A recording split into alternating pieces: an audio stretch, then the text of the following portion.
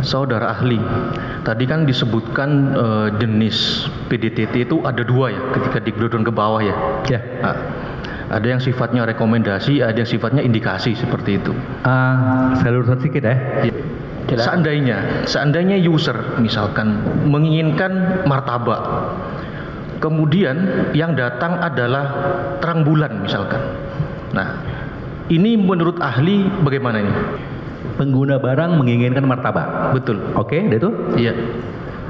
Yang datang? Terang bulan.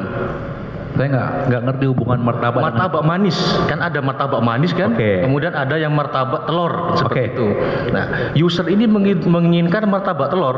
Oke. Tetapi oleh penyedia diberikan martabak manis. Oke. Nah,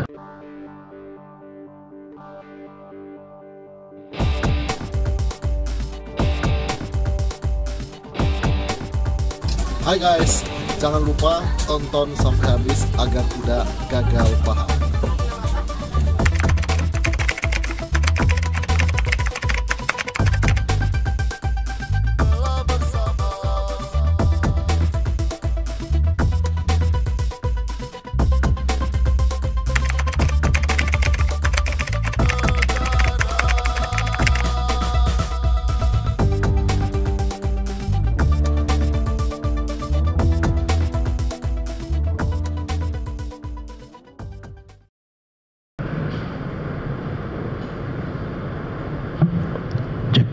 terima kasih Yang Mulia, mohon izin. Saudara ahli ya. Siap. Ya. Saudara ahli, tadi kan disebutkan jenis PDTT itu ada dua ya, ketika di-breakdown ke bawah ya. Ya. Nah, ada yang sifatnya rekomendasi, ada yang sifatnya indikasi seperti itu. Saya luruskan sedikit ya. Iya. Indikasi itu investigasi. Iya, investigatif. Iya. Iya. Investigatif itu kalau di Undang-Undang Nomor 15 indikasi perbuatan melawan hukum maupun indikasi merugikan negara. Iya. Kalau yang rekomendasi berarti yang bukan investigatif kan seperti itu ya.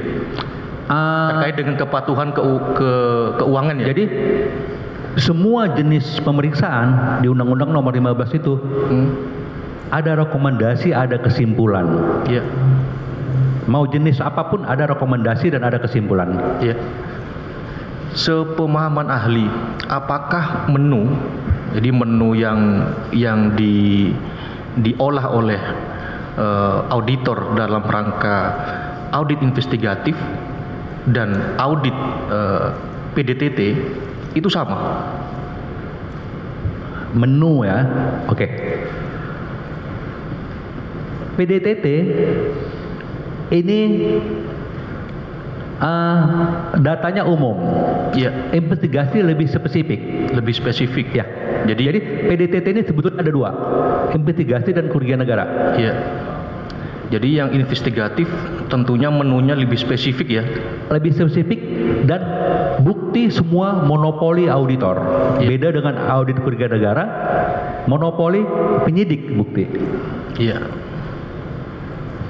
Kemudian berlanjut terkait dengan total loss ahli. Tadi ahli kan mengilustrasikan dengan martabak ya. Ya. Nah, saya sekarang coba mengilustrasikan seandainya yang user lengkap Pak, martabak yang jatuh. Iya. Jadi kalau martabaknya belum jatuh tadi belum tadi. Siap. Yang lengkap. Iya. Martabak yang jatuh. Iya, betul itu. Iya. Seandainya user misalkan menginginkan martabak, kemudian yang datang adalah terang bulan misalkan. Nah, ini menurut ahli bagaimana ini? Pengguna barang menginginkan martabak. Betul. Oke, itu? Iya. Yang datang? Terang bulan. Saya nggak ngerti hubungan martabak. Martabak manis, kan ada martabak manis kan? Oke. Kemudian ada yang martabak telur seperti Oke. itu. Nah, user ini menginginkan martabak telur. Oke. Tetapi oleh penyedia diberikan martabak manis. Oke. Nah, terkait dengan ilustrasi total loss ini bagaimana tadi? Ya, oke. Kembali saya bertanya. Dijawab dulu ahli, jangan bertanya lagi ke saya. Enggak, saya harus lengkap. Iya. Oke. Duit 100 untuk membeli martabak manis. Iya. Oke. martabak telur. Kenyataannya yang datang martabak telur. Bukan, kebalik. Kebalik, Pak. Kita duit 100 untuk membeli martabak telur. Iya. Gitu ya? Iya. Tak tahu yang datang martabak manis senilai 75 gitu. Iya. Oke. Pertanyaannya, apakah duit 100 ini sudah digunakan semua belum? Digunakan untuk membayar. Iya. Iya. Oh, berarti duit yang 100 untuk membeli martabak telur menjadi martabak manis. Iya. Berarti merugikan. Merugikan. Iya. Baik. Apakah itu termasuk kualifikasi ilustrasi total loss? Karena tidak sesuai dengan keinginan user gitu. Masih bisa dimakan kan martabak manisnya? Bagaimana? Masih bisa dimakan kan? Makan aja enak kok. Masih bisa dimakan, tetapi tidak sesuai dengan keinginan dari user gitu. Tidak apa-apa. Atau masih bisa dimakan, dijual lagi pun mungkin bisa. Itu pendapat ahli ya? Iya. Kalau tidak bisa dijual kan juga pasti bisa toh? Kalau tidak bisa dijual, kita makan. Yang pasti dia masih bermanfaat, walaupun tidak sesuai dengan selera kita. Iya. Itu, Pak. Itu menurut ahli ya? Iya. Meskipun user juga, misalkan dia ada alergi manis gitu. Iya. Nah itu pendapat ahli ya? Ya, saya kasih contoh, saya orang Medan suka pedes, orang Jawa suka manis. Iya. Saya pesan martabak pedes, yang datang manis, ya saya makan juga. Walaupun kurang selera kurangnya, tapi ya demi karena saya lapar ya saya makan juga. Iya. Ya kan? Itu kalau ahli menjadi usernya. Ya. Tapi kan belum tentu user lain mau makan kan? Betul. Kemudian terkait dengan escrow account tadi ahli. Saya pengen bertanya, apakah anggaran keuangan negara itu boleh ditempatkan di tabungan yang berbunga? Nah, kalau masalah berbunga saya tidak bisa berpendapat, tapi begini prinsipnya. Ini kan menyangkut tahun anggaran. Iya. Kalau lewat tidak digunakan, ini angus. Iya. Berarti proyek bisa tidak jadi. Iya. Prinsip dari keuangan negara adalah mau ditempatkan dimanapun sepanjang masih utuh tidak ada masalah. Iya.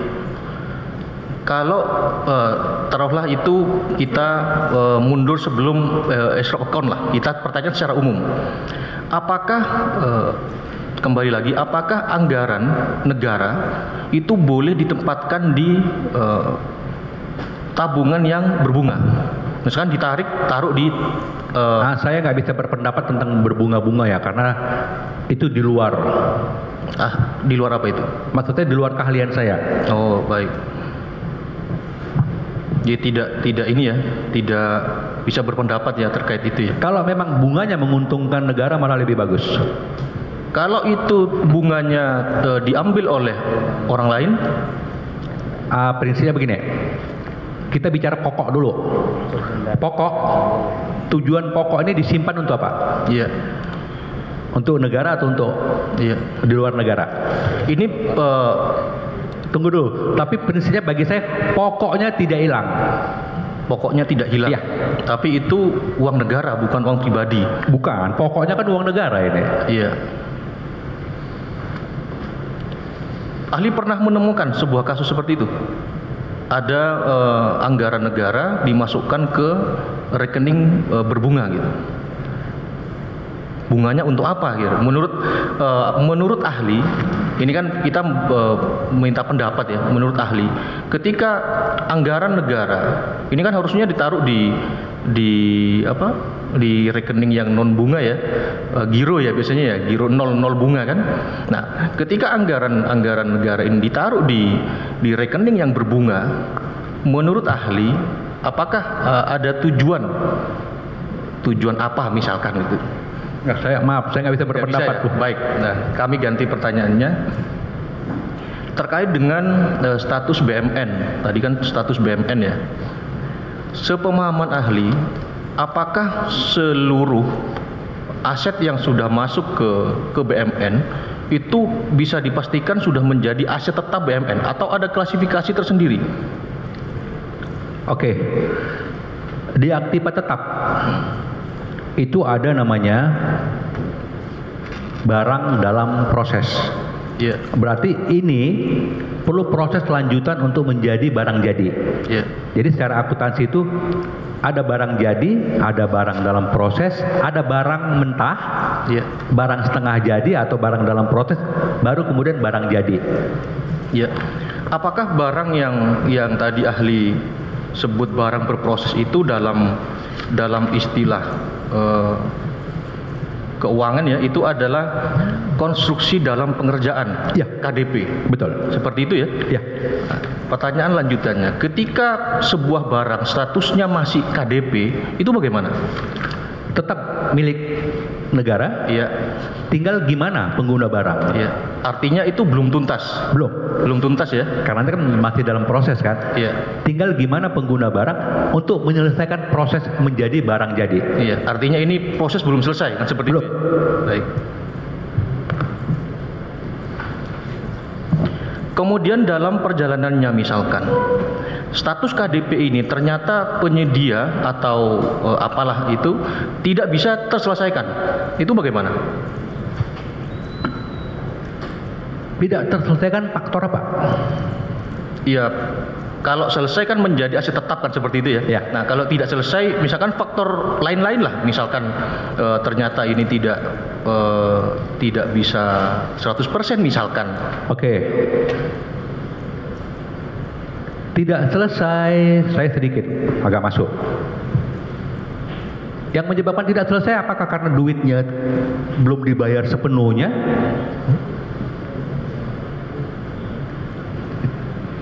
Bahwa misalkan ada indikasi manipulasi dalam pengerjaannya misalkan. Saya tidak bisa memasuk indikasi. Iya. Nggak, artinya ini faktor-faktor yang termisalkan ya. Tadi kan ahli bilang misalkan faktor apa gitu kan. Oke, gini, saya langsung aja. Sedikit saya masuk pokok perkara yang mulia. Izinkan yang mulia ya. Ada barang dalam proses. Udah diserahkan sesuai dengan putusan pengadilan.